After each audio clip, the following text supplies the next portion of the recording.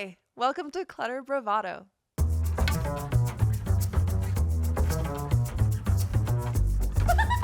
Yes, and it's the energy. It's not just about the stuff. So we should probably just get into it, right? Let's go.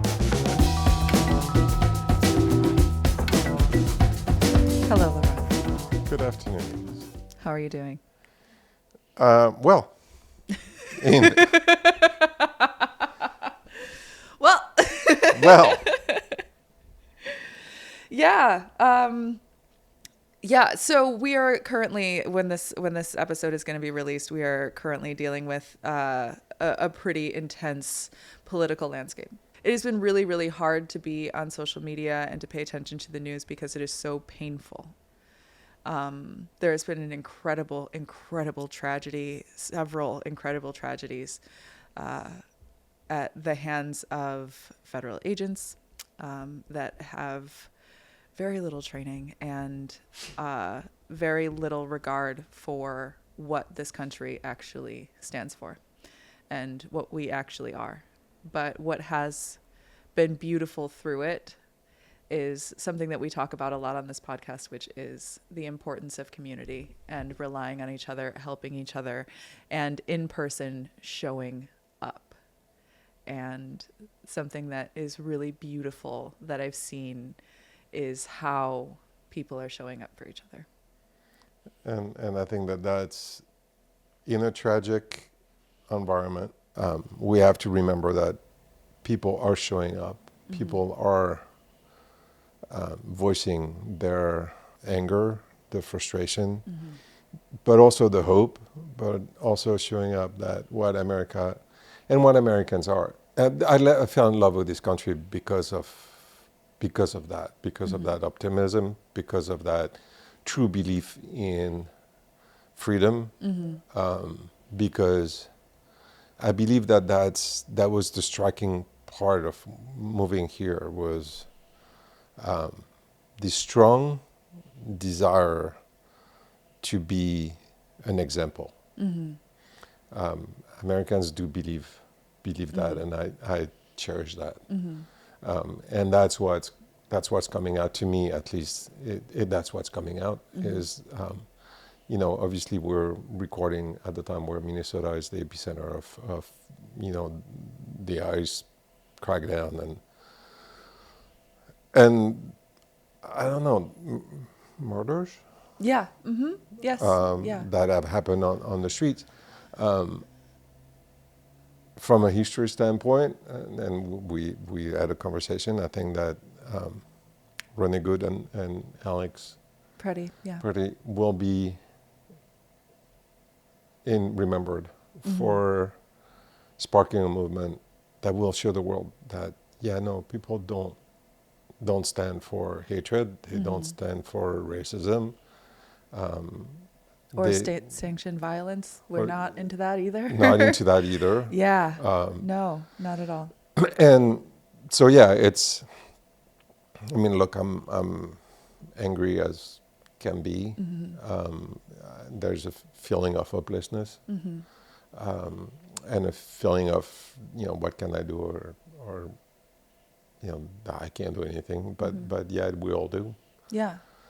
And you had mentioned something to me about a podcast in France. Talk about that. It's the same. So he's a journalist writer who wrote that book, that The Barman of the Ritz, that as soon as it's translated, and I will research it again, it was a fascinating book about a Jewish bartender at the Ritz who at night is serving the Nazi and during the day is helping Jews escape.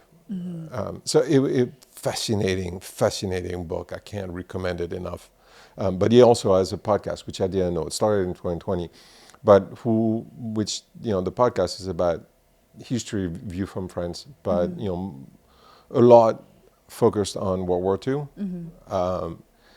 And one of his views is that people that lived through that time are all dead. So mm-hmm. we forget about that history. We now don't have that secondhand testimony of those people. I The grew up first-hand with, testimony, yeah. yeah, firsthand, yeah.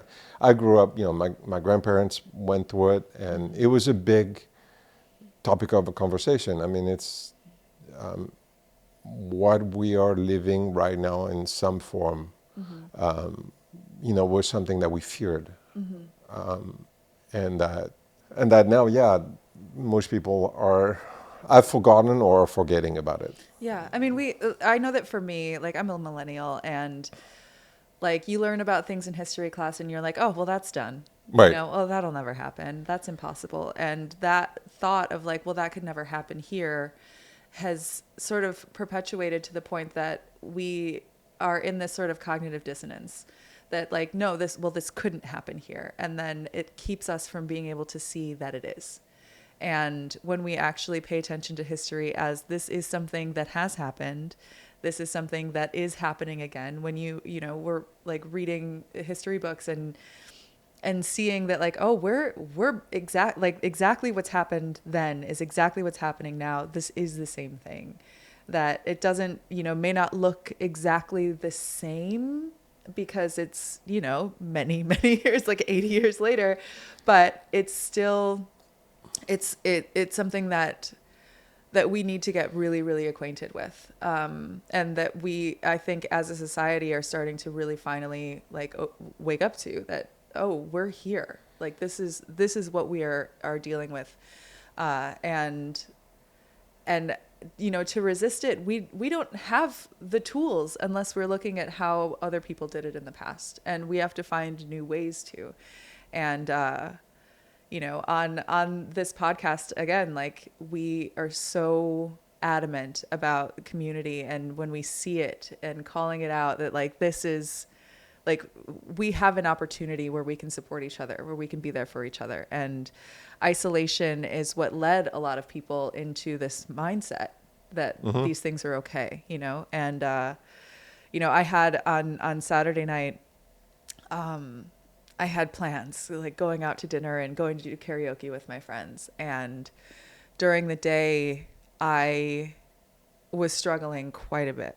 I was really having a hard time. I taught a yoga class and I encouraged everyone in my class to yell, which helps you to get out a little bit of that anger and that feeling of helplessness of like, what is it that I can do? And before I went to dinner, I was sitting, putting on makeup, and I was sobbing.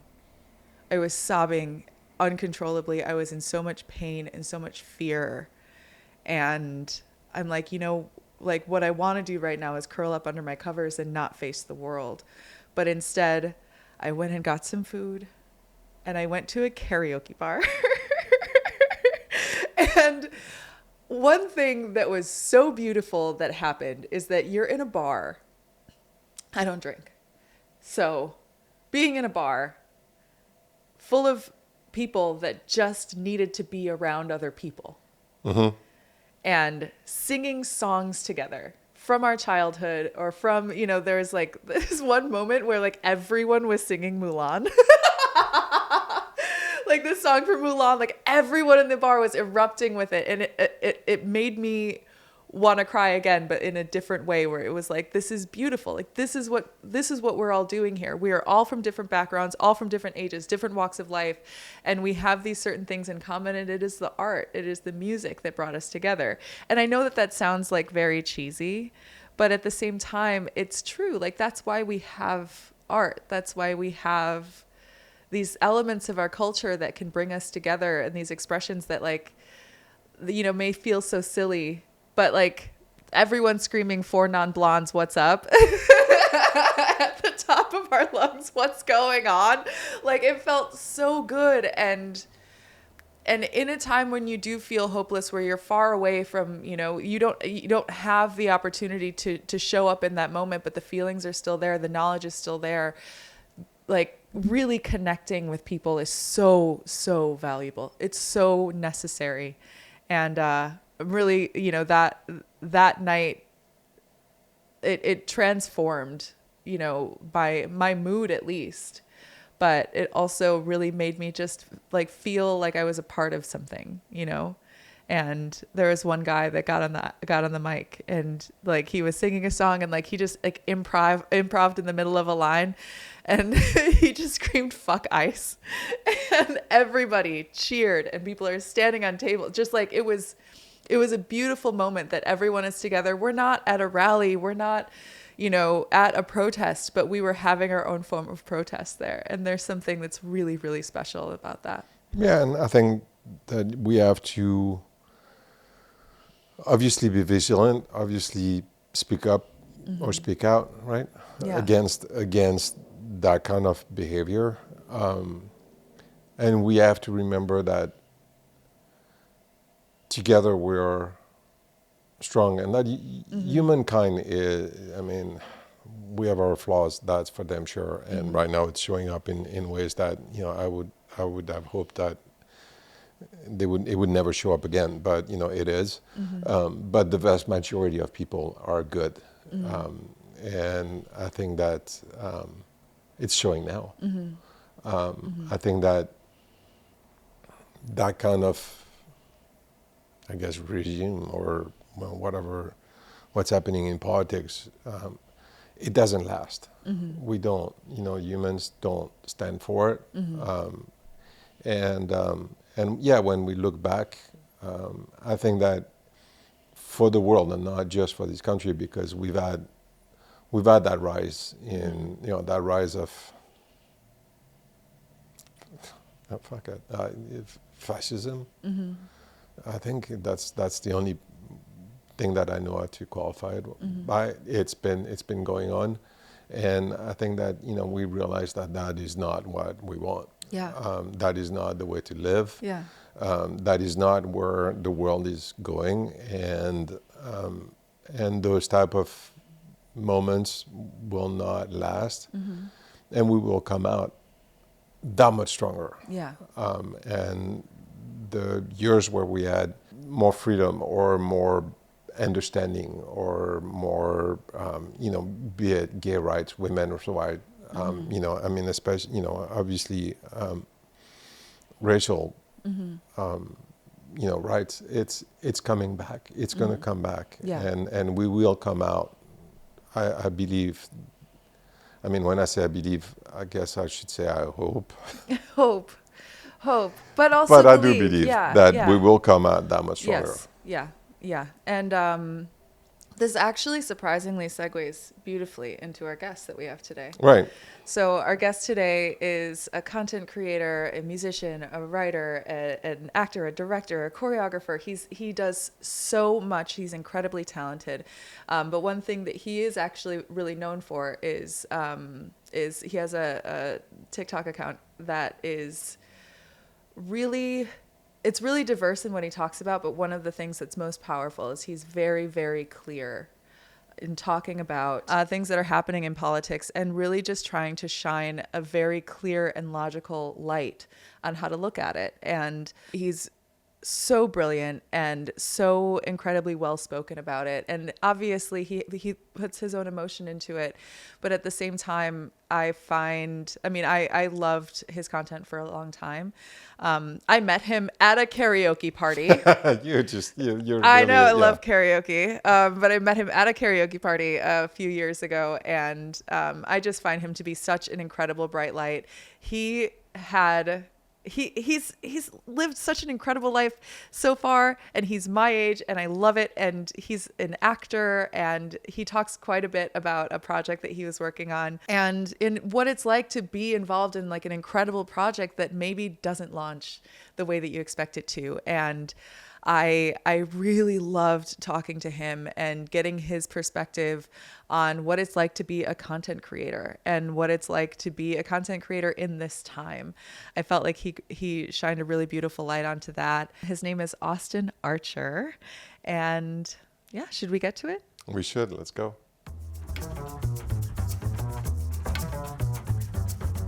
Hi, this is Elyse from Clutter Bravado podcast. Clutter Bravado is an independent podcast, and as any independent artist will tell you, getting off the ground is a little challenging. If you like what you're hearing, please like, comment, share, subscribe, support us in any way that you can on the platform where you're listening. And follow us on Instagram at Clutter Bravado for exclusive clips, events, and giveaways. We quite literally could not do this without your continued support. So from the bottom of our hearts, thank you so much for listening.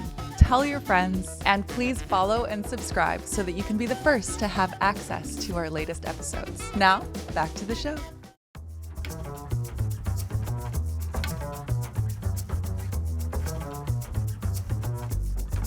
Welcome to Clutter Bravado. We are here with Austin Archer. Hi. Hi. I'm so happy to be here. I'm so happy to have you here. Okay, I've been wanting to have you on the show for a long time because also I am a big fan of yours, as well as you also being my friend. So I'm a big fan of yours. Oh my God, as well stop as it. Also being your friend. So then there's that So there you cyclical go. thing. And we're Perfect. new friends. We're new friends. And so I'm becoming more and more of a fan. So yeah. So, how do you introduce yourself when it comes to a title? What do you say that you it's do? The worst question Yeah. I can get. Yeah. And it's like it's so common. Yeah. It's just what people ask. Like, what do you do? And I feel so gross being like, it's a lot of different things. And then when I try to list the things as I'm doing it, I'm always just like, ugh. But also it is genuinely like not accurate to just be like, oh, I'm a professional content creator. Like, cause it's like, that is true. That's part of it. That is yeah. true. But then it's like, when I say like, I'm a professional actor, like I'm not lying. Like that is also a big chunk of my yearly revenue. And then when Yeah. I say like, I'm a director who directs things, I'm like, that also like, I'm not just saying like, I want to be that, like I do it. Yeah. Like that is a thing I do several times every year. And like, then when I say I'm a writer, I'm like, I am a gainfully employed professional writer. And so when I'm like listing all these things out, I'm like, I feel so dumb being like actor, writer, director, choreographer, content creator, but it is. But it's true. Just the accurate Yes. thing, and also I hate it. Yeah. That there's no, and then also like you could go like, I'm an artist, and that's also the worst. That's also sounds douchey. It's the Yes. worst. I And understand. then I never say podcaster, No. and that's in there though. Yeah. And I could say TikToker, and that's terrible. They're all bad, and Yeah. so. Sometimes I just go like, I do a lot of different things to make money, and Yeah. and I can tell you about them if you would like. It would be very, very easy. yeah. I'm a doctor, would make it so easy. Yeah. 100%. Yeah. And no one cares about it. Everyone's like, great. Oh, Yeah. awesome. Exactly. I'm a lawyer. I'm an architect. I'm a, Right. Yeah. like how fantastic. Yeah. Yeah. That's something that I found with a lot of, because we have a lot of interior designers and architects and artists that come on the show, and usually they have one lane. And so I started, wanting to bring some more of my multi-hyphenate friends and connections in, because I also, as a multi-hyphenate, I have this fear of, if I tell someone I am an actor, then they're going to discredit anything else that I do, or that it doesn't mean as much, or if I say I am a writer, well, aren't you also a model? Yes, I have an interior design podcast. That is absolutely true. And then, but there's so many other, there are so many caveats to work with, and having that conversation can be so painful. Yeah. Yeah. Finally finishing, but I gotta go because I have to teach yoga. Yeah, exactly. Exactly. I recently I was on set working on a friend's short film, and or actually feature film. It's in indie. Nice. It's really, really cool. And I was getting my makeup done and talking to the makeup artist. I'm like, oh yeah, I did makeup for 8 years. And she's like, oh, that's interesting. I'm like, yeah, but now I mostly do lashes, but I also do obviously this, I'm acting. And she's like, oh, okay, great. And I'm like, yeah, but I do have to leave a little bit early because I do have to go teach yoga. You did. I You did. pulled that one off. And it's all of those things are happening all at the same time, and there isn't one umbrella term that doesn't feel douchey. I totally understand that. Yeah, because it's I think if it's what do you lead with? If I were to lead with what am I most well known for currently, it would most likely be, I'm a full-time professional content creator. Yeah. On the I make videos on the internet, but in my brain, it's like, there's probably a part of me that's a little ashamed of that moniker, that I'm a little bit like, oh, that feels like a downgrade from what I wanted to be, which is, I was just like, entered the entertainment field to be an actor and a writer and a filmmaker. And so becoming a well-known as an internet content creator feels like a downgrade in some way. But also there's a part of me that just goes like, just because it's the thing that I'm the most maybe recognized for or known for, doesn't mean that it's like the most accurate term, because there are all these little subsections that make up my yearly fiscal year. and they're all technically accurate, but also with all of them, there's this little stink. There's a little stink to actor. There's a little, when you say director, people are like, what have you directed? Yeah. Like, really? Yeah. Oh, okay, Spielberg. Like, Sorry, are you Christopher Nolan? Yeah, like, for real. Like, leave that one behind, Or like writer, it's like, sure, what do okay, you've got some ideas for screenplays, right? But it's like, all of them have a little stink. And I think somehow, I don't know. But it's also because you are a content creator, and that's actually how, like, that's what I knew you as first and foremost. And then getting to see all of the other things you do. Like, I know that you have a pretty hefty following on TikTok of people that love your music. I didn't even mention that one. That one went like... That one went right over. Yeah. Yeah. That would also, like, my music, I've just, that's back there. Yeah, I think also in my 30s, my music has, especially the last few years, my music has become a thing that more and more I've actually just been like coming to peace with setting that one down. Okay, yeah. With setting that, not that I don't do it, I still do it. I still make music, but I've set down the like moniker of of all the multi-hyphenate things that I'm bringing up, this is one that like maybe I don't need to lead with anymore because I'm no longer pursuing it in any professional capacity. Yeah. I view making music these days more like a person who gets an easel and a canvas in their garage and they just like to go in there and just paint for their own meditative purposes. It's like, I like to, when I have the free time to do it, sit down and write a new song. I like to get with my friends in the studio and like work on the production, not because anyone who's working on it has any idea that the song is going to like become a massive hit or take off and launch a career for any of us, but just for the sake of doing it. Yeah. And so it has become a thing that I'm like, it's now relegated to this space where like, yes, I do make music and I kind of forget to lead with that because that's mostly just for me these days. Okay. And but you're right. There are a lot of people who do know about it, and those people are haranguing me lately being like, are you putting out a new album anytime soon? And I'm like, I am working on one. It's just something that like, I think I don't have any aspiration currently of becoming the next big thing in music. I feel that. It feels like with music especially, there's this expectation that if you are a musician, then the goal is to be playing arenas and to be a big rock star. And I think that I have the same relationship with music, which is like, I love it. It's something that is so deeply a part of me, but writing music in the same way that I did maybe 10 years ago, it doesn't feel the same, and I don't have the same goals with it. Yeah. You were going to say something. Yeah, because from the outside, I'm discovering this world through Elyse, and I'm really new about it. And I find it fascinating. I find, we think, because you said Christopher Nolan and all that stuff, you brought me to the Night of Short Night. Yeah. And I thought that those shorts were fantastic. Yeah. I think that there is music to be discovered. So I think that for people that, for you guys, you're like,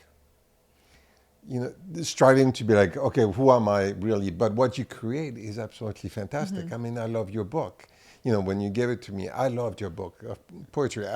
I think that there's being an artist, and I think that, and be like, shit, I am an artist, is cool. From my, what I mean? When I look at what you guys do, I'm like, shit, that's cool. Your choreography, I saw your video, and that was really neat. That video was incredible. And yeah, maybe, I don't know, it's not like, not going to be on MTV shit. MTV Sure. doesn't exist Yeah, anymore. Exactly. Yeah. Nobody cares about music videos Yeah. anymore. Right, Yeah, exactly. Yeah, But, yeah. but there is a talent, there's a creativity, there's a passion that from the outside looks absolutely fantastic. And I think that the only thing is that, and maybe this podcast is a little bit of like our niche to discover creative people and promote creativity, and really like instead of just, being involved with the politics, or, it's like being involved with creativity, small plays, shorts, discovering, new art. And I think that there's something cool about it. And it's funny because you see it from a different perspective, but from where I see it, and I've told that to Elyse many times, I'm fascinated because it's so cool. Well, and maybe that's it too. Is when I know I'm talking to people who I know are not in the same industry as me, or not, they're not in the entertainment industry, or they're not in any kind of sector of the humanities or the arts or anything like that, and they ask what I do. There is kind of a catch-all term of saying, you could either say I'm an artist or I work in the entertainment industry, and then if they are more curious to know in what capacity, they might ask follow-up questions like, well, what specifically do you do? Because I could be a producer, I could be Right. all these different things. I could be a lighting designer, or, and so then it's like we can have a conversation about the multifaceted different approaches that you take to it. And I think, maybe it is about becoming more comfortable with that sort of umbrella term of artist, because it is fitting, Right. it is appropriate, and it is sort of who I've aspired to be my entire life. But understanding that, like, there are people who are asking to know more because they are curious, and it's my insecurity that shows up Right. and goes, like, as I'm answering the question they asked, I'm in my own head with my self-critic going like, stop. But I also think that for those people to be, in front of people like you, it gives them also maybe the permission to explore something. Something that they've always been like, no, I'm not going to do that because I'm not an artist. And suddenly they're like, well, maybe I could try something new. And I think that that's also fun because, we want to promote that. We want to promote people, write something. I mean, I don't write because I'm a hack, but See, there's that inner critic again. It shows up in everybody. it's just there for everybody. But but right, it's kind of fun to it's fun to be around it. That's for sure. I was also going to say, then there's the difference between, say I'm out of state and I'm at a party or I'm at a situation where I know that I'm one of the only people in the social situation who's in the entertainment industry, versus being in LA, Right. and being at a party where like 90% of the people are in Do the, that. Yeah. and so then when I'm meeting someone's partner and they're asking me like, well, and I know that they're saying like, what specifically do you do Right. in the field that we're all in?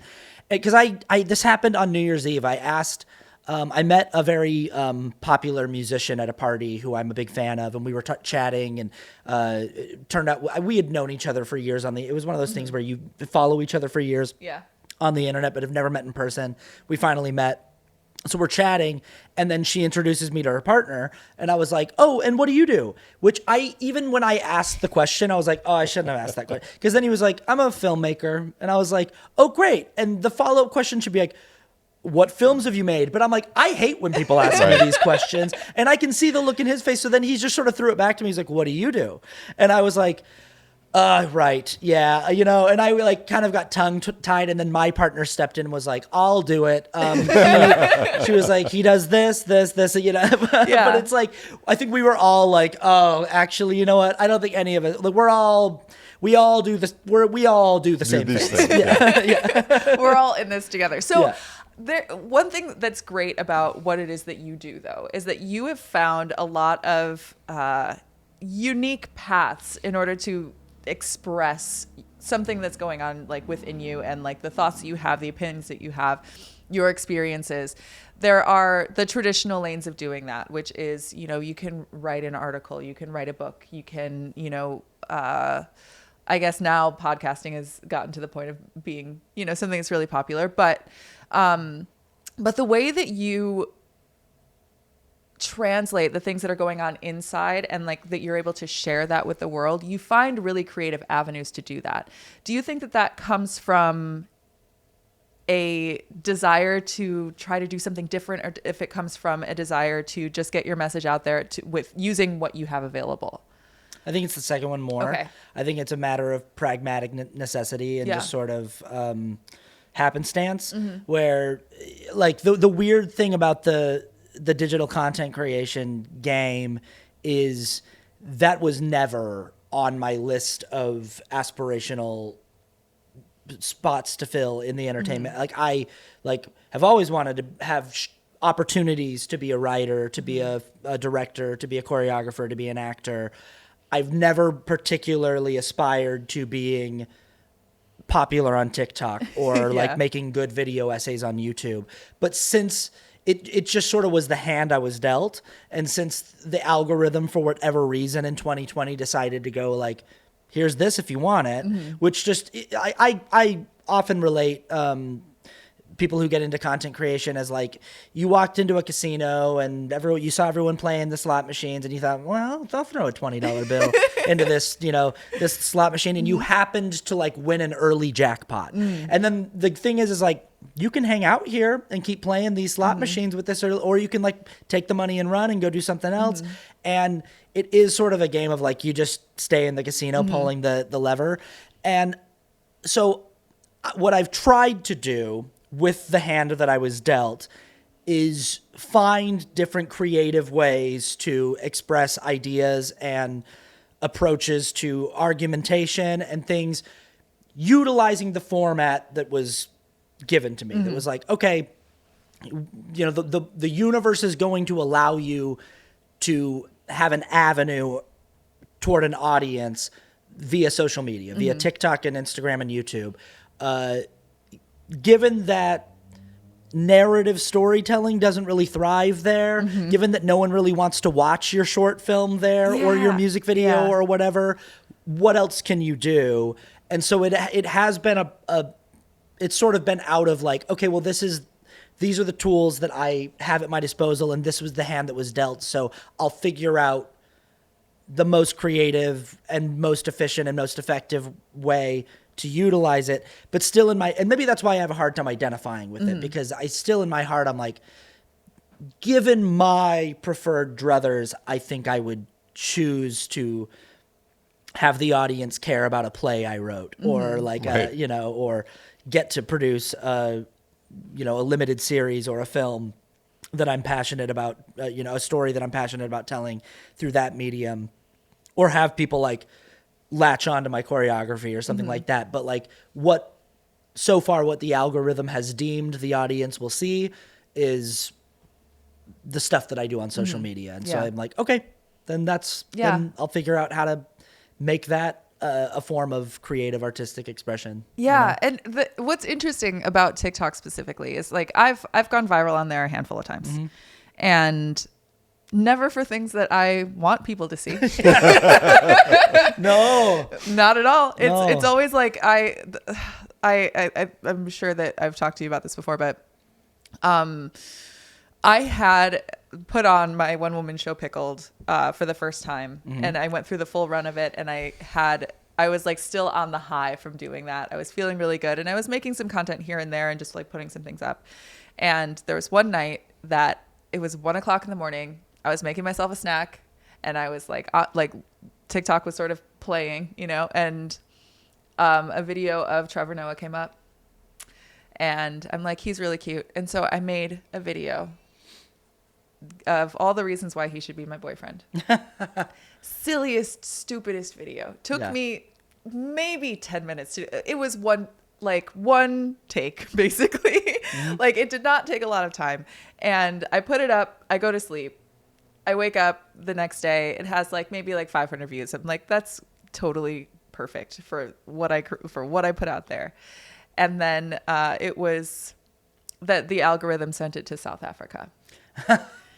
And overnight, I mean, after that happened, it exploded. Yeah. And I tried sort of riding that wave for a little bit, but it started to feel like, what am I doing? I'm making all of this content about a country that I've never been to, that a culture that I'm curious about and that I was learning about through people that were sending me comments and stuff. But like, I had this experience of like, I just did this one woman show, and I was selling my books, and like all of the things that I was really working on suddenly disappeared. I Googled myself like 2 weeks after this moment happened, and you had to scroll through 3 pages of Trevor Noah based content before you could find anything else that I've ever done. And it crushed me. Yeah.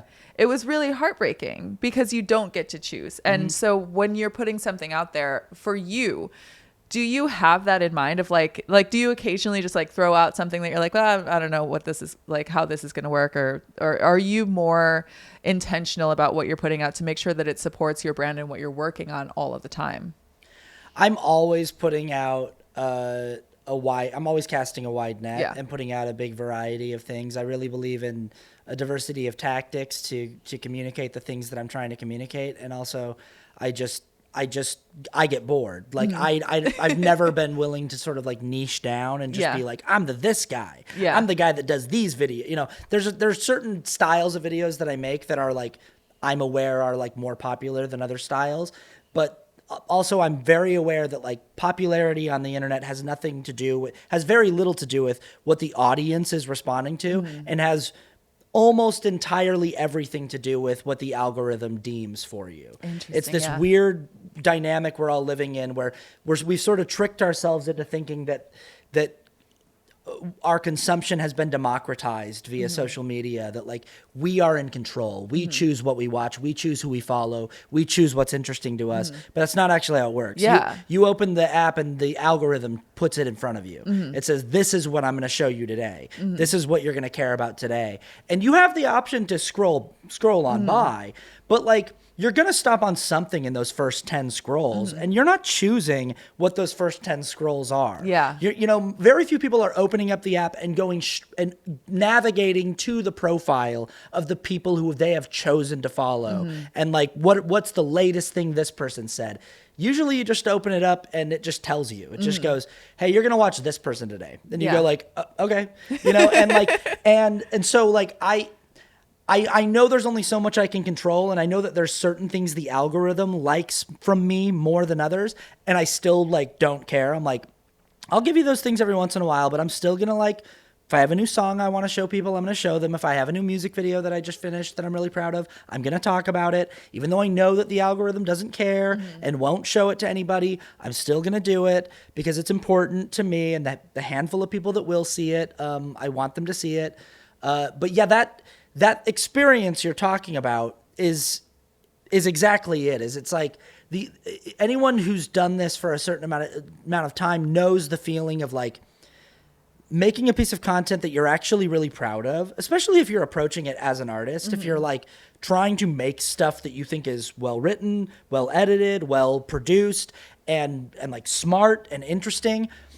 My favorite videos I've ever made, my rule of thumb is, and I say this to my partner all the time, like if I'm working on something that I think is really good, I'll just go like, well, it's gonna tank, it's gonna flop. And she's like, why? I'm like, because I like it. Yeah. And like, if I am really proud of something and I'm really proud of the writing and really proud of like, I know that like for whatever reason, the algorithm is like, absolutely not. And so there's this constant heartbreak of like working really hard on something and then knowing that when I put it out there, not that the audience will reject it. The audience, everybody that sees it, the comments are all like, "This is gold. This is amazing. Yeah. This is the best. This is the best video you've ever made." And I'm like, "I agree," but the algorithm's like, "No." Yeah. And I don't control that, and nobody controls that. And it is kind of heartbreaking. And then there's the weird thing of like waking up one day and I'm the Trevor Noah girl. Yeah. And like to this day, the most famous piece of content I ever produced, and it's a song which you would think would help my career as a musician, but I wrote this song called Congratulations that like I opened up the app one day. The algorithm put a kid in front of me who was talking about pronouns and very clearly displaying that he doesn't know what pronouns are, but he didn't know that that's what he was saying. It was something like, like I don't do the whole pronouns thing. You can miss me with. He was like saying a bunch of personal pronouns in the sentence, but whatever. And so I wrote this song and produced it in probably 30 minutes, and then shot the video and had the video up by that afternoon. It was probably like 2 hours of work, and it was one of the laziest, like thrown together, chuck it up there, who cares, afterthought, like I threw it up and was like, that was kind of funny, went to go work with my friend, and within like the first couple hours, like I opened up the app and I was like, oh, this thing's taken off. And now like that song and that video, I think got like 35 million views or something. And to this day, I'll be doing things and people will be like, you're the guy who wrote that congratulations song. and so many of the comments under that video were like, the production on this is so good. Like all the elements of the song are so good. And I'm like, I sang that into a headphones microphone and I produced it on my keyboard. And it's like a lead line of MIDI keyboard, a sketchy MIDI like drum track, and me singing into headphones, and that's it. And there's like no special sauce put on it at all. Yeah. And everyone is like, there's something about the production on this that's perfect. So I'm like, not only am I insulted as a songwriter and as a musician, that I'm like, I've tried so much harder on so many other pieces of music to like make them really beautiful and really interesting, and so many other songs and music videos that I've put so much effort into. And this one that I kind of farted out in an afternoon is the thing that like everyone's just like, this is it. Yeah. But also a big part of that is the algorithm just shoved it. Yeah. Just went, we're going to show this to everybody. And and yeah. There's a cool TV show, The Algorithm. So it's a room called The Algorithm, and there's like a bunch of robots, right, that are in this whole room, and they're watching scores of videos, and it's called The Algorithm. And we could do like shitty videos that they're like, oh, this is great, we're going to push that, and then a good video that they're like, this is too intellectual. And The Algorithm, and it's going to be called The Algorithm. I love it. You just wrote something. I just you're a wrote writer. something. I'm a writer now. But isn't it? Because when you talk about The Algorithm, I'm like, who is he?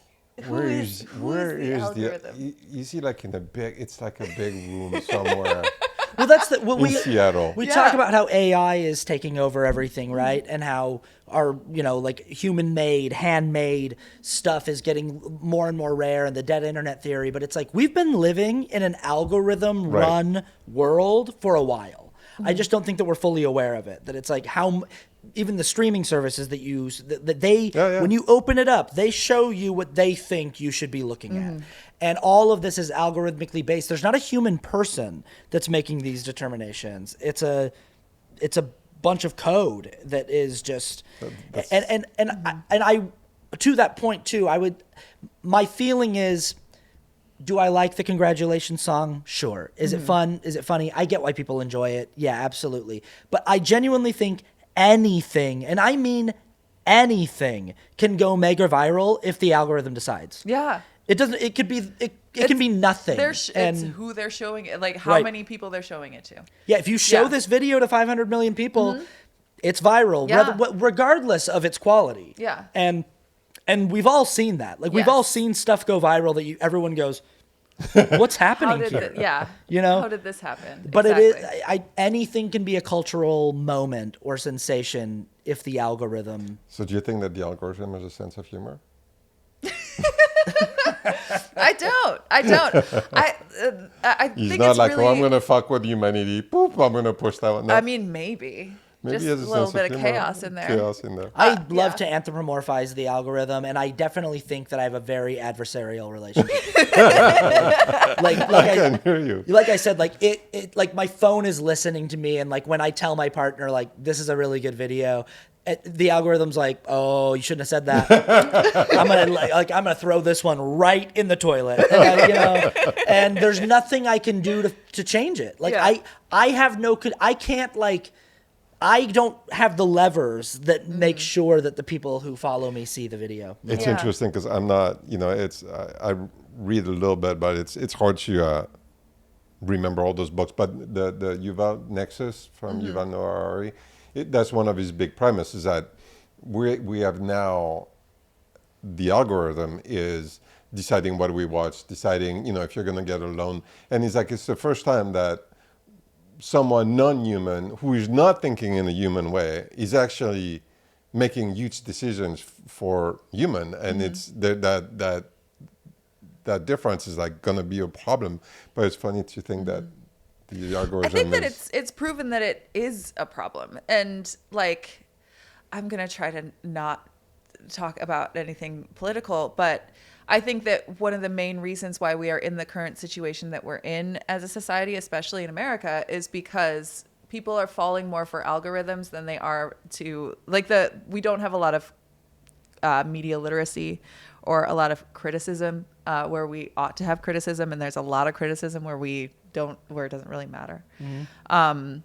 Putting our attention into into things that are being fed to us rather than things that we're actually interested in, conflating our interests with things that are delivered to us against our will. Yeah. And I feel, so I wanted to ask you about, what does your consumption of social media look like?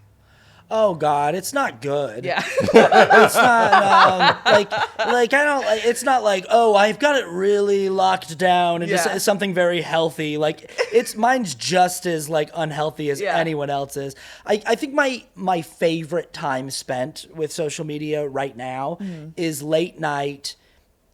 Even though I shouldn't be doing it. Like late night in bed right before I go to sleep, and it's so just in my bed, it's so unhealthy. Yeah. But my partner and I it's a funny time at night before we go to bed and my favorite right now, our favorite is Instagram Reels, because for whatever reason our Reels algorithm is just the most unhinged. Yeah. And so we're just shown the strangest aspects of human society and the human psyche. And sometimes it's very sad because you're witnessing stuff where you're like, oh no, I don't think I should be seeing this person's house because this person is in active psychosis and I shouldn't be I shouldn't be privy to their but also there's just so much weird, strange creativity and the weird things that people are doing with AI generated music and then doing these weird edits to, and I don't necessarily like it and I'm not necessarily inspired by it, but I at least find it silly and funny and entertaining in a kind of low stakes way and that's better than at least bearing witness to the nonstop doom scroll of late stage capitalism and fascism and all that stuff. Yeah, and all that stuff. We don't have to get too deep into that. But we can all admit that we are in that place. We're all in that place. And I would say, given the choice between the two, one makes me giggle and laugh and snicker before I go to bed, going and the other's oh no. Yeah. So my consumption is not great, and I don't have many good rules around how to make it better. And part of that is that it is a part of my job to be a little bit plugged in to what's going on, for better or worse. I wanted to, when you were talking about this, the algorithm though, that we're in the first age where there's no human hand that's really deciding. There's this interesting thing because I think that it's a double-edged sword, like so many things are. If you think about the dissemination of information throughout human history, there are all these major watershed moments, like the invention of the printing press, right? Okay, here we go. We now can mass produce the written word and spread it across nations so that there's this sort of commonality of understanding of ideas. But then there's these barriers to entry of who gets to have their words printed in the printing press, and who has access, the financial access, the connections that you have to a publisher who will take a chance on printing your words.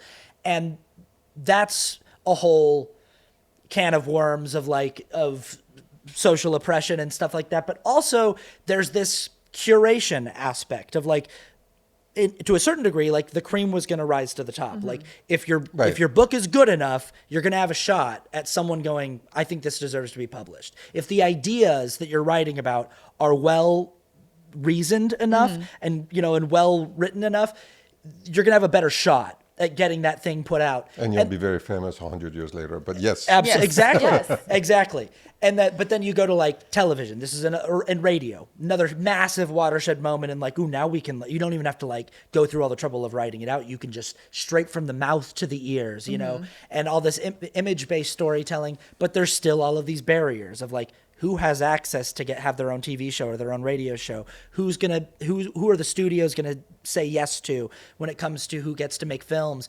And there's a lot of propaganda and there's a lot of red tape that people just can't get. There are barriers.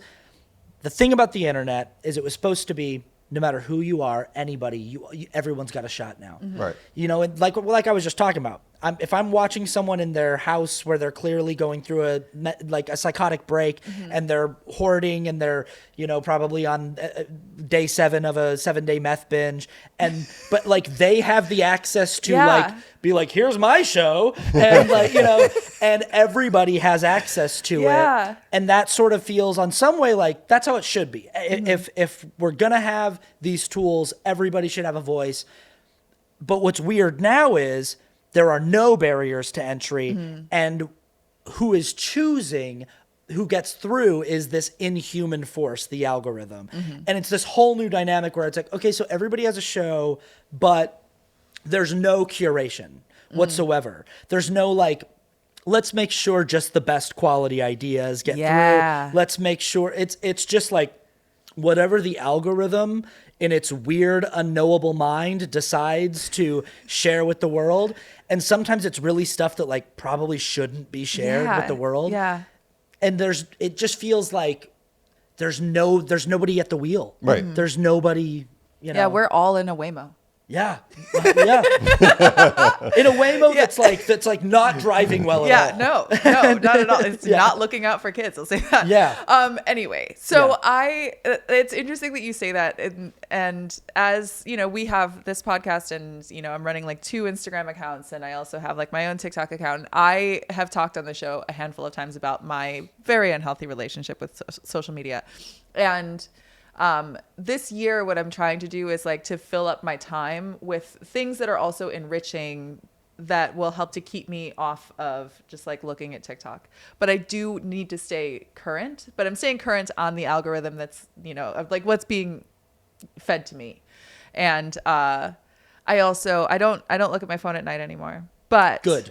But there's a lot of crazy stuff on Instagram Reels if you want a good laugh before you go to sleep. My Instagram Reels, listen, I've curated enough so that I get a lot of like, I love makeup and nails content. Great. Because it's soothing. Yeah. It just shuts my brain all the way off. Yeah. And it's really nice when I can just watch someone do their nails for like an hour and a half. I also do get, you know, like some current events and some news and trying to make sure that I'm asking myself questions as I'm listening to things. I do it as much as I can, but also I'm a human being. Like sometimes I'm just going to like listen to something and then scroll and be like, wait, what the hell was that I was watching earlier? But it is interesting that we feel like we have a little bit of control. And I think on Instagram, we do have more control than on TikTok. Because I noticed like yesterday, I was looking at Instagram Reels and I work out, like I go to the gym a lot and my Instagram absolutely knows that and shows me a lot of fitness content. And then it started showing me very specific kinds of fitness content that I was like, oh, this is wildly unhealthy. I don't know how I ended up here, but I got to dial it back. And do you know that actually on Instagram, you can see it if you engage with things that are in a certain niche, then it will very quickly reroute itself. And that's really the thing nice. that you can do a test with your friends too, is be Yeah. like, what's everybody's Instagram Reels algorithm look like? And it will line up pretty well with their personality. Yeah. Like I do this with my friends sometimes and I'm like, oh, you're seeing completely different stuff Yeah. from me, but it's so tailored to you. Yeah. Right. And Instagram, you can do that. You can reset it pretty quickly. Whereas TikTok, it's like, No way. they're just going to show you whatever they want to show you. Yeah. So, And you should see on Facebook. Just kidding. oh no. Yeah. Facebook is 99% AI content. Facebook's a lot of yeah. AI content, and then it's gross. also people from your hometown telling you that somebody died. Yeah, Like, I mean, honestly, that's like the It's like only I reason open it why up I and keep people it. are like, my aunt died, and you're like, oh, Aunt Shirley. I'm so sorry. Yeah. No, that it is that. I also, I mean, for a while there, everyone was getting engaged and married, but now they're just married. So Yeah. it's like it is what it is. And then occasionally you'll get like a "I'll never speak to him again" vague post Yeah, that is really fun to Yeah. investigate. And then you're like, oh, when did they? Whatever. I feel like Facebook, when I go on there, it feels like I'm time traveling. Like it feels like It's kind of fun. It feels like past last century. it feels like a former version of social media that's preserved, and Yeah. all of the people who like that's their primary platform, they post the exact same way that Exact everyone was same way. posting in like 2010. Yeah. And you're like, oh, it hasn't changed. Like everyone's doing antique. like the same like meme formats, and everyone's doing like the same posting formats, and you're just like, oh, nothing's changed here. Yeah. Which is it's kind of nice. It's Yeah. kind of fun. Yeah. Yeah. It's I mean, fun. I don't. Yeah. I will use get. it, but- I do really want to get rid of it, but I also, I was on Facebook before they let the public in. Yes, you were one of those. I was one of those. So I Yeah, had a were you- Facebook account in 2005. Yeah. I got rid of it as soon as the news feed came up, because then I started seeing what people were doing and what they were liking, and I'm like, oh God, I hate this. Like, Early adopter, Yeah. early abandoner. yeah. And then I Wow. came back to it. Okay. So I think it was late 2006 I came back to it, and so my account is from then. I have photos from 2006, which was not a good time, to be fair. But I have those photos, and like my friends who have passed away and like things like that are they only exist on Facebook now. Yeah. And so trying to get that data, being able to download all those photos and then deleting the account, and then I'm like, oh well, how am I gonna find out about, I don't know, some Aunt random Shirley person who that died. some random person that I met at a party like 15 years ago. Yeah. I wonder how they're doing, It's the time capsule Yeah. social media platform. And it's for your photos too. Yeah. It's like, all my old photos live there. Yeah. And all the people I used to hang out with are there. Yes. Yeah. Yeah. And I don't want to see them again. But like, oh, I wonder how when I'm feeling nosy, it's nice. And I have my best friend from high school, like she and I will get together maybe like once a year, and during that time, like we have our Facebook time where we go and find all of the people we went to high school with and see what they're up to. Yeah. Yeah. It's a good spot nice to go. for that. Yeah. Okay. But moving off of social media a little bit, you are an actor, and you've been involved in some pretty incredible projects. And there was Yeah. one that I saw in the theater. Did Yeah. you go when we all went? I did. Nice. I did. Yeah. I went with you. There was like a group of us that all Yeah. went to go see Horizon. So talk to me a little bit about that experience. Oh God. I mean, Wherever you want to lean with it. like here's the thing is talk about how much of this is out of your control. Yeah. It's so interesting, I had this opportunity to be a part of something that felt so kind of rare and like once in a lifetime, and there were so many aspects about it where I was pinching myself all along the way. I was cast in this series of films, these Western films written and directed by Kevin Costner, and it was this very surreal thing because my imposter syndrome was through the roof every day at work, and I was one of the only principal cast members in my storyline who didn't grow up riding horses. Like everybody was like very, very comfortable on a horse. Wow, yeah. And I couldn't ride a horse at all. And my agent asked me when I got the job, they were like, they're like, be honest. They want to know, how are you on a horse? And I said, not good. Tell them. I said, tell them honestly, like tell them I don't do it. But I said, but I think I could figure it out if they give me like a few weeks Yeah. with their wranglers. Like, Yeah. give me a few weeks and I think I can like fake it.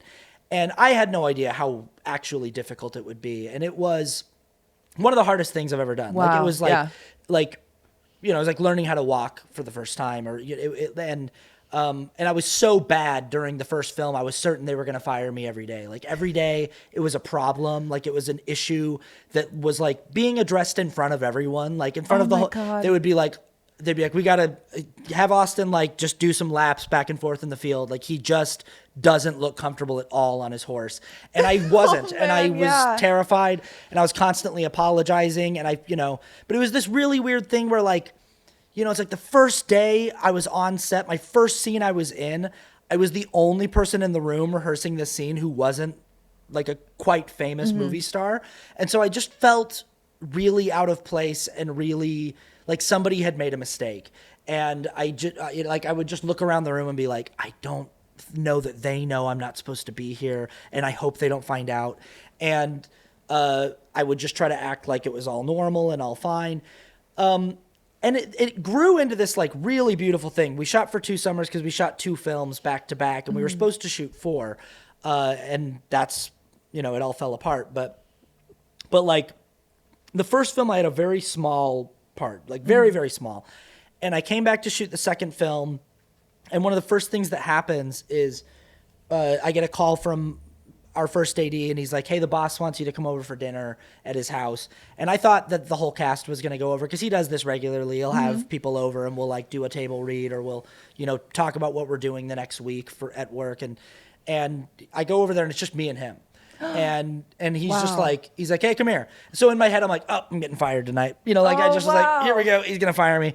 And I walk over and he's like, hey, I just wanted to let you know, we were going through, like, first of all, he was like, how's the horse riding going? Because he knew that I'd been working on it for like 6 months. And I was like, it's better. I'm better at it. I was like, I'm a lot better. And I got a lot better at it. And he was like, okay, good. And he's like, I just want to let you know, as we were going through the first film and doing the edits and stuff, he's like, every time we would come up to a scene with you in it, he's like, me and the editor would just be like, this guy.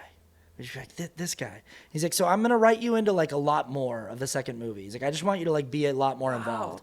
And I just was like, well, this is the exact opposite of what I thought was going to happen. Yeah. And so he like gets a Sharpie out and he starts just writing me into scenes that I'm not even supposed to be in. And he starts like writing new lines for me. He's like, what if you say this? He's like, you walk up and like you say this. And I was like, yeah, sure. Whatever you want, boss. And when you say boss, are you referring specifically to Kevin Costner? Kevin Costner, yeah. You're having, this is an incredible experience. It's insane. Wow. Yeah, it's crazy. And, like in my brain, I'm sitting there, I'm like, that's Robin Hood. That's Superman's dad. That's the bodyguard. That's the bodyguard. Like that, he's Whitney Houston's best friend. Wow. Wow. Yeah. And then we're midway through shooting the second film, and my character was supposed to leave at the end of the second film. I was supposed to leave the series and never be seen again. We're having dinner at his house another night, and I'm going home, and he's like, hold on, I need to talk to you about something. And he pulls me aside. He's like, listen, when you're a director, you've got to make a lot of hard choices. It's just part of the job. And immediately again, I go, oh, he's going to fire me. Like I just was like, oh, he's going to fire me. And he's like, it's just something you got to do. And he's like, but this decision for me has just been a no-brainer. He's like, you know how you're supposed to leave at the end of the second movie? And I'm like, yeah. He goes, I think you stay. I think that I want to build a whole arc for you through the third and fourth film. And this time, like, I start crying weirdly. And he just goes, what's wrong? And I was like, I go, dude, I thought you were going to fire me so many times. I was like, I can't tell. I was like, I just thought you were going to fire me so many. And he goes like, why? And I'm like, I was like, because I didn't know how to ride a horse. And like, everyone's famous here. And I'm not, I was like, I don't know why you keep doing this. And he was like, why you keep giving me a bigger role and stuff. And he just was like, I just think you're great. He's like, I love you, man. And I was like, okay, thank you. I was like, I want to be in the other 2 movies too. Yeah, thank you. Wow. And so it was like, and I'm saying all this as the setup to like, this is just how brutal this career is. Because I'm just one person who worked on these films, and there are so many people who are devastated by the fallout of what's happened. But the experience was like, in the making of it, was life-changing, life-affirming, every day feeling like I'm in a dream, feeling like this can't be real. And it's not just me, too. It's like famous actors leaning over to me at work going, can you believe this? Like Giovanni Ribisi leaning over to me at work and going like, can you believe we're in a Kevin Costner Western? And me going like, I can't believe it. I'm like, but you're in Saving Private Ryan. You're in Avatar. And I'm like, I can't, like, you know, or like Luke Wilson, like telling me like me going like, you know, Royal Tenenbaums is one of my favorite movies of all time. And he goes, oh, it used to be my favorite movie that I ever made. And I go, used to be. And he's like, well, now it's this, obviously. Oh, wow, and he's like, obviously. He's like, what we're doing here is like, nobody gets to do this. He's like, we're in this guy, like Kevin Costner. He's like, and I'm like sitting there going like, it's not just me. It's like all these other famous people are like pinching themselves going, this is insane that we get to do this for work. And then, you know, the movies come out, and they were slated to be released 1 and 2, 6 weeks apart in theaters, which is never done. Which is, they never do that, where it's like part 1 will come out on June 23rd and part 2 will come out 6 weeks later, August 16th. Wow. And all the billboards all over town said those 2 dates. So in my brain, I'm thinking, no matter what happens, these 2 movies are coming out. Even if we never get to shoot 3 and 4, these 2 movies are coming out. And I know I've got a substantially bigger role in number 2 than I do in number 1. So I'm like, even though people are just going to see me in the one scene of number 1, like, just wait. When August 16th hits, they're going to like see me in this movie. And that's going to, you know, and, you know, as happens with films sometimes, like, it didn't get the best critical reception. It was pretty mixed. The audience reception was almost all the aggregators. If you look at IMDb, if you look at Metacritic, if you look at Rotten Tomatoes, if you look at, they're all like 70 to 75% positive. Yeah. So like people were digging and were ready for more. People were like excited to see where this planned series of 4 goes. But the critics were all like, I don't like that it didn't have an ending. And it's like, well, because it's chapter 1. Yeah. You know, and this weird like perfect storm of things happened where like didn't have a stellar box office showing for the first film, didn't have stellar reviews. I didn't think it was bad enough and to like justify pulling the second one from theaters. But like 3 weeks into the theatrical run of the first film, the news drops that Warner Brothers is no longer going to release the second film in theaters. And like my heart just sank into my stomach, and I just was like, well, that's the movie I'm in. Like that's the one. But they said like, but we will release it later. And now here we are like a year and a half later. It's actually been like 2 years now, and it doesn't look like it's going to happen. And it might still, it could, but it's a very strange experience for me as an actor, because on the one hand, nobody can take from me those 2 summers in Southern Utah, making those films, learning how to ride a horse, hanging tough with these like people who are legends, and you know, like having these like really amazing experiences. Nobody can take that away. But on the other hand, it's just a life lesson in like how much you don't control. Yeah. And my inner critic brain, my addict brain that wants to make everything about me says it all happened because of you. Like the movie failed because of you. Like the reason why the second movie didn't come out is because the universe wanted to taunt you and tease you with this opportunity and then take it away. And I always have to remember, like, buddy, like 300 people worked on those movies. Exactly. You're not that special. Exactly. Everybody's disappointed. Everybody's upset that their work didn't get seen. And like the person who's hit the hardest is Kevin Costner. Like, Right. he put $34 million of his own money on the line for those films. Yeah. And he, you know, poured his heart and soul into them. And so but you know, like there, along the way, there have been these like benchmarks, like the second film did premiere at the Venice Film Festival. And when we got that news that they were going to be screening part 2 at the Venice Film Festival, I was like, should I go? And my girlfriend's dad immediately goes, go. He was like, you don't know if this will ever happen again in your life. Yeah. Go. And he was like, whatever it costs, figure it out and make sure you're there. And he was 100% right. Because it was just like, yeah, like we got to see the second movie twice. It screened at the Venice Film Festival, at the Santa Barbara Film Festival. And going to Venice and like walking the red carpet at the Venice Film Festival with all these people was awesome. And it's one of those things where I'm like, yeah, for a guy like me, I genuinely don't know if that'll ever happen again. And I'm glad that I can say I did it once. Yeah. I went there and I was part of the team, and and I signed autographs, and I That's took, so cool. Yeah, yeah. and that's something that I can take away from it. But it's still like this career and this life is full of wins and losses, and that's an experience that I have so many conflicting feelings about, because all of us who made the film together are bonded in this way where I don't stay super close with people that I make movies with, because it's sort of a fast process, and you just sort of hang out for a few weeks and then it's like, okay, bye. And you don't talk ever again. But like, I'm still close friends with several of the core principal cast members of my storyline, and we all still talk regularly. Oh, that's rad. Yeah. And I think it speaks to the fact that we all just like felt the same way about what we were doing. Yeah. And we all felt very strongly about the work, and I think that also it adds to our confusion as to like, man, how come it didn't how did it not translate? I feel like, I mean, in seeing it, I wanted so badly to see the second movie. I'll say that, because like it leaves you at a place where you're like, oh, I want more of this. And it felt like a series. It felt like you were sitting down and binging a series. Yeah.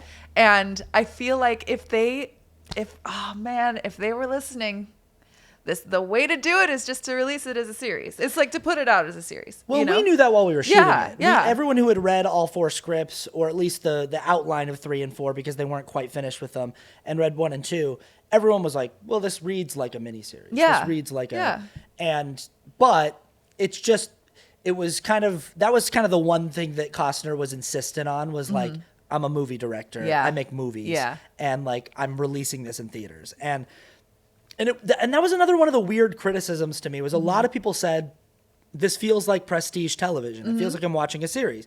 And I was like, I don't disagree with you. But it does so well on a big screen. You need a big screen experience. And then I'm also like, is it a show that you want to watch? Like, are you just mad that it feels like a TV show?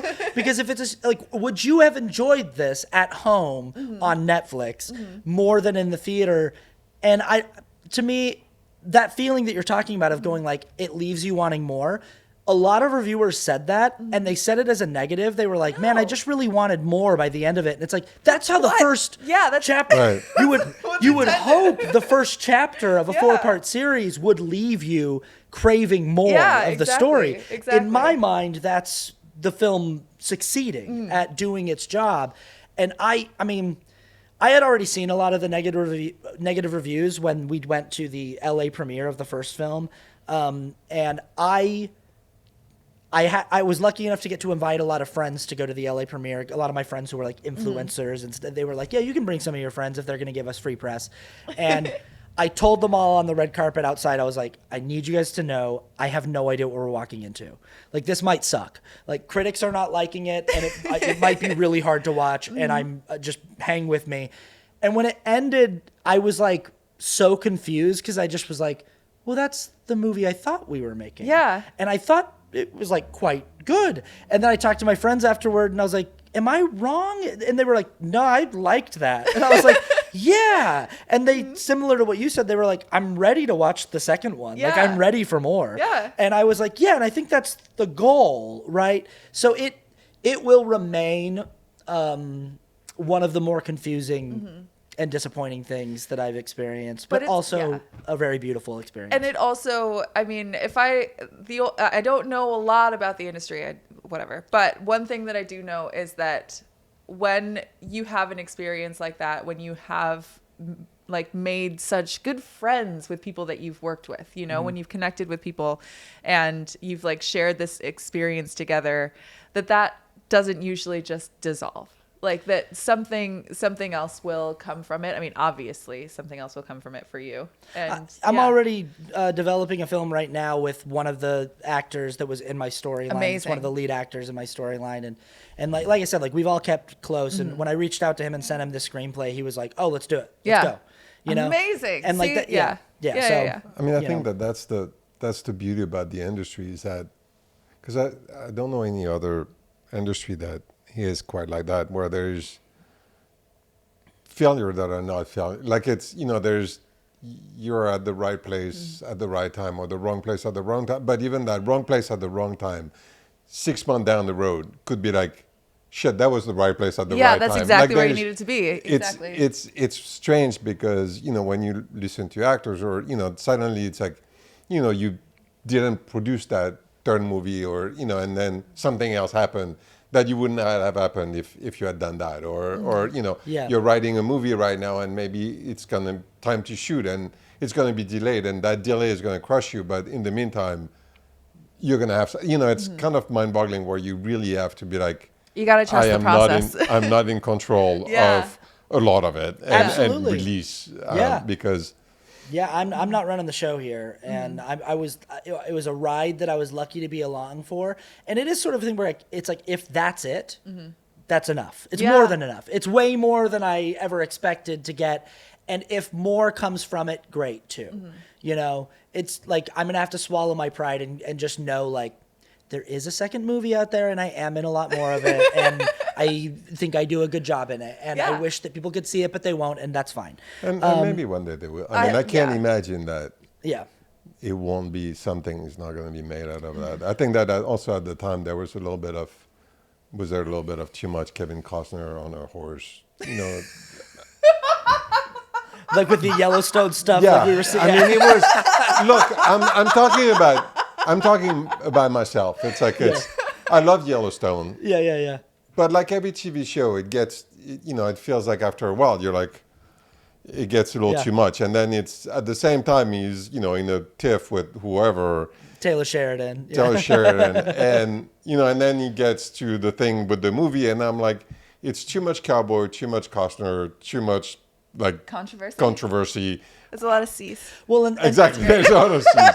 But that's also I think a big part of what happened to these films is there was all of this extracurricular stuff going on. And I felt that was more like what happened which is unfortunate, because that has nothing to do with the quality of the film or the work of the actors or the work of the art department or the beautiful score composed by our composer, or the cinematography. It has nothing. The film is so beautiful. That's I mean, that's something I really want to say is like, all the performances were incredible, and it is such a like, I'm not even a Westerns person, and I was just looking at this beautiful sort of expansive, like the way that they were able to capture the breadth of the situation and like everything that was going on, the full setting. It was absolutely stunning. I think he's an amazing artist. I mean, it's but I think he was caught in to a perfect storm. I think there was kind of a perfect storm of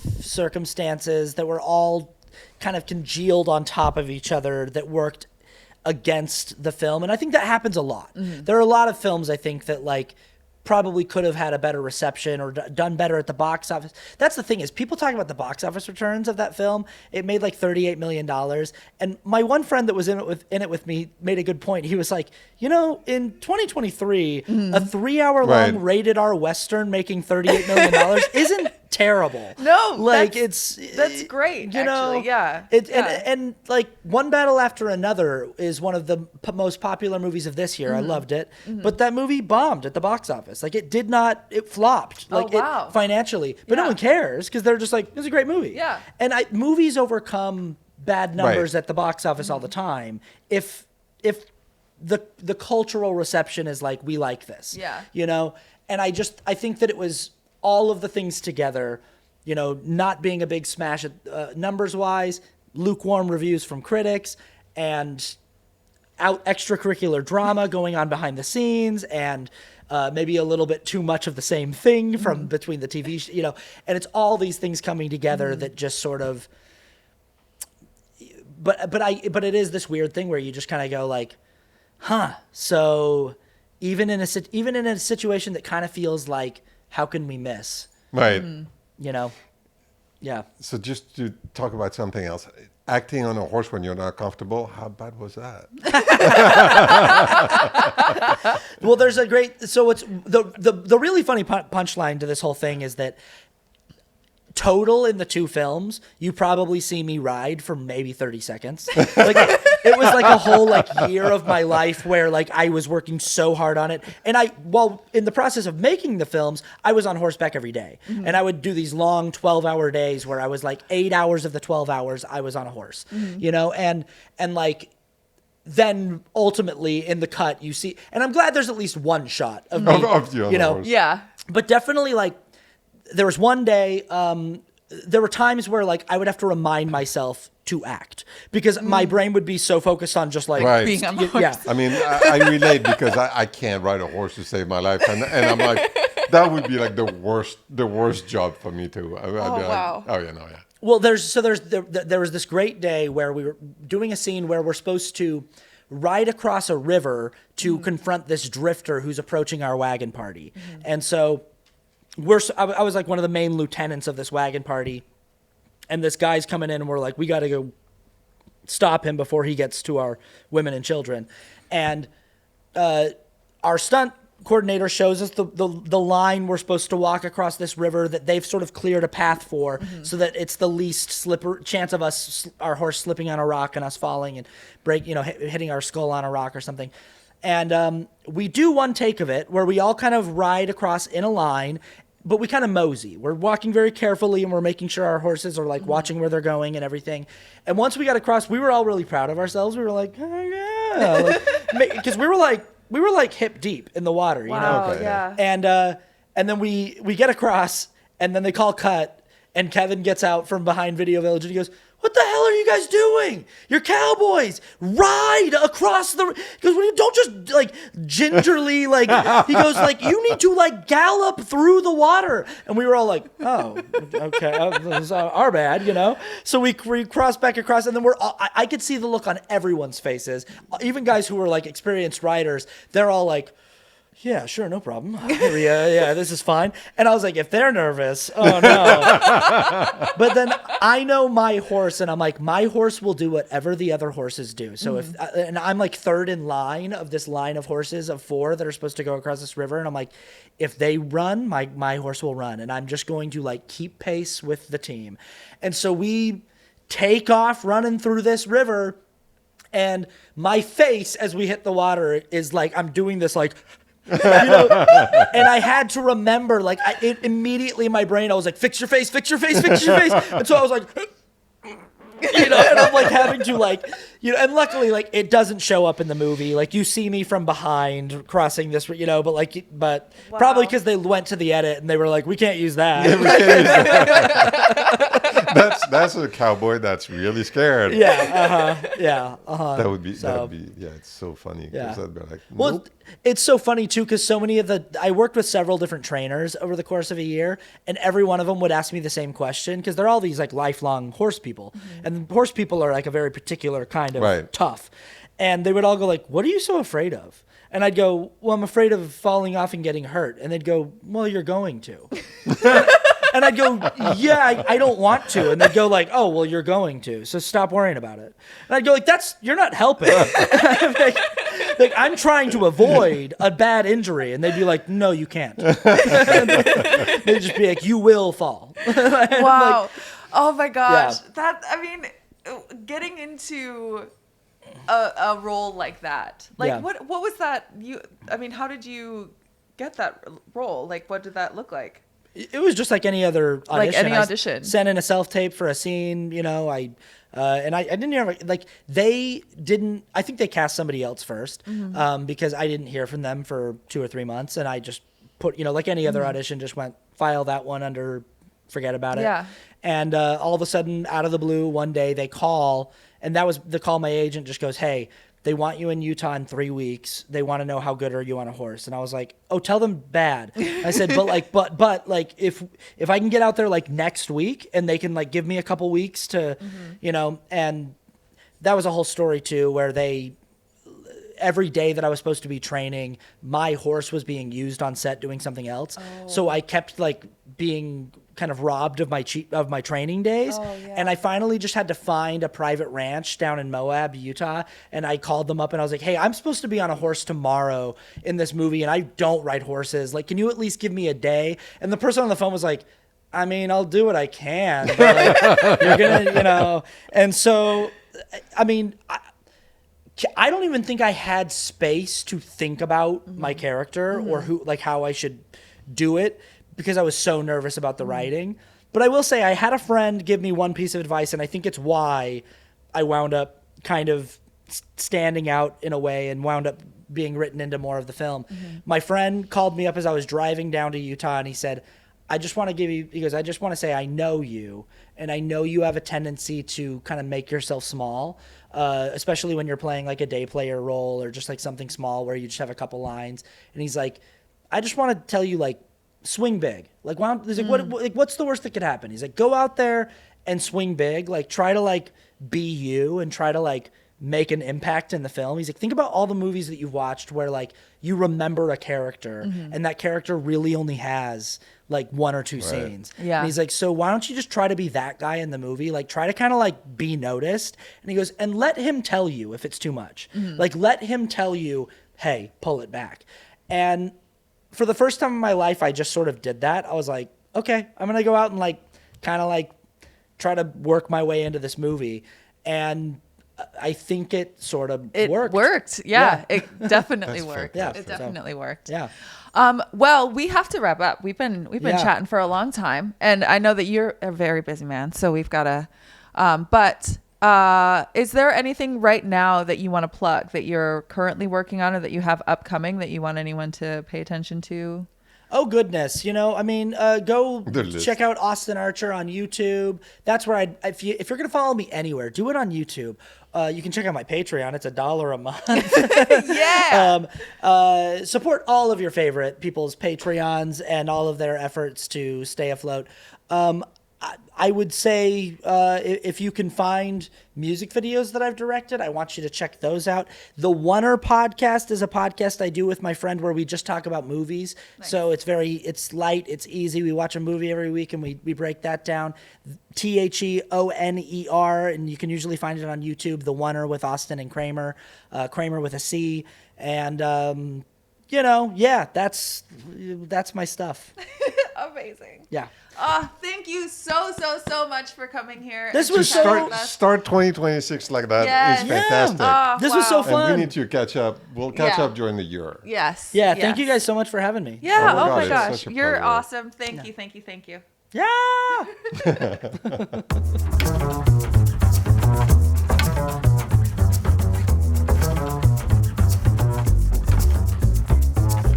Clutter Bravado is filmed on location at the Kimberly Denman Showroom in Los Angeles, California. For inquiries about our furniture, a directory of our guests, or just to reach out with questions or comments, email us at clutterbravado@gmail.com. And don't forget to follow us on Instagram